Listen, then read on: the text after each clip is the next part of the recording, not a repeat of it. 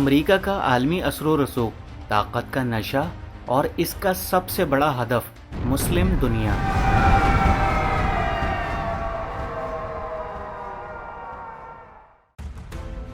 ہارے ہوئے وعدے، خون کا کاروبار، 9/11 کا ڈرامہ اور افغانستان کی تباہی، تبدیلی کی باتیں اور ڈرون کی برسات۔ مسلم دنیا کب جاگے گی؟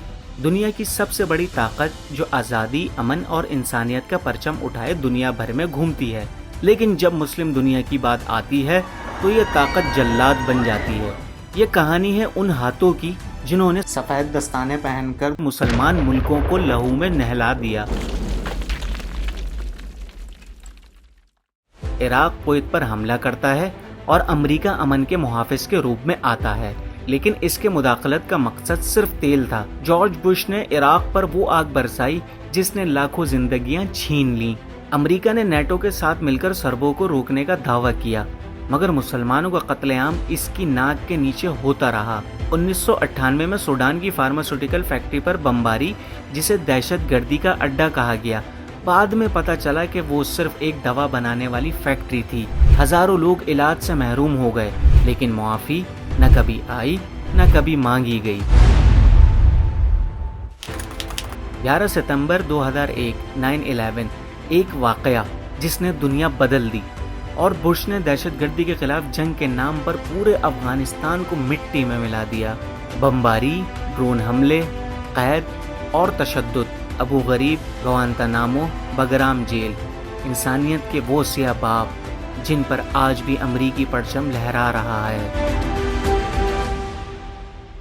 ہم تبدیلی لائیں گے، اوباما کا وعدہ تھا، مگر حقیقت صرف پاکستان میں 400 سے زائد ڈرون حملے، ہزاروں بے گناہ شہید، لیبیا میں معمر قذافی کو گرا کر ملک کو خانہ جنگی کی دلدل میں دھکیل دیا۔ Today the government of Libya announced the death of Muammar Gaddafi. شام میں بشار الاسد کے خلاف پراکسی وار، لاکھوں پناہ گزین اور تباہ شہر۔ ٹرمپ ایک کاروباری اور ذہین شخص ضرور ہے، مگر جذباتی اور نسل پرست انسان بھی ہے۔ مسلمانوں کے لیے اس کی زبان زہر سے کم نہ تھی۔ 7 مسلم ممالک کے شہریوں پر امریکہ کے دروازے بند کر دیے گئے۔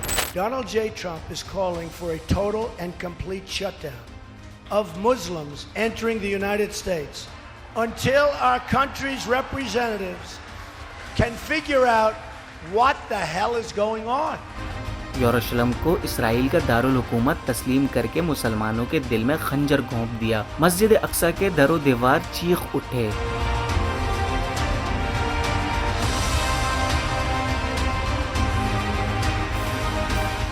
بغداد میں ایک ڈرون حملہ اور قاسم سلیمانی، ایرانی جنرل، ٹرمپ کے ایک اشارے پر قتل کر دیا گیا۔ مشرق وسطی میں آگ کے شعلے بھڑک اٹھے۔ 2019 میں جب کشمیر جل رہا تھا، ٹرمپ نے ثالثی کی بات کی، مگر خاموش رہا۔ جب ہزاروں کشمیری نظر بند کر دیے گئے، بھارت نے 370 آرٹیکل ختم کیا۔ ٹرمپ خاموش تماشائی بنا رہا، کیونکہ ڈیلز اہم تھیں، انسانیت نہیں۔ صدر جو بائیڈن 2021 میں آئے، ایک نیا چہرہ، نئی امید، مگر پرانی پالیسیاں۔ افغانستان سے انخلا، لیکن جس طریقے سے کیا، اس نے پورے ملک کو طالبان کے رحم و کرم پر چھوڑ دیا۔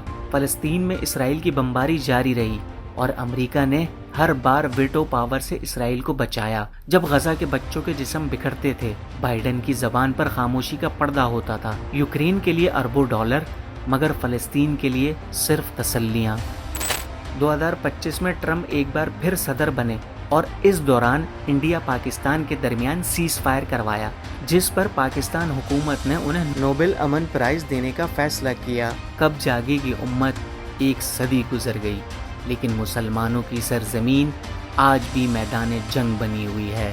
افغانستان سے عراق، شام سے یمن، کشمیر سے فلسطین اور ایران، ہر طرف صرف خاک، خون، چیخیں اور خاموش قبریں۔ ہر امریکی صدر آتا ہے، امن کے نام پر جنگ لاتا ہے، حقوق انسان کے نام پر لاشیں گراتا ہے، جمہوریت کے پردے میں آمریت کی پشت پناہی کرتا ہے۔ سوال یہ نہیں امریکہ کیا کرتا ہے، سوال یہ ہے کہ ہم کب جاگیں گے، کب ہم ایک آواز ہوں گے، کب ہم اپنے شہیدوں کا حساب مانگیں گے، اور کب ہم اس اتحاد کو جنم دیں گے جو دشمن کو لرزا دے۔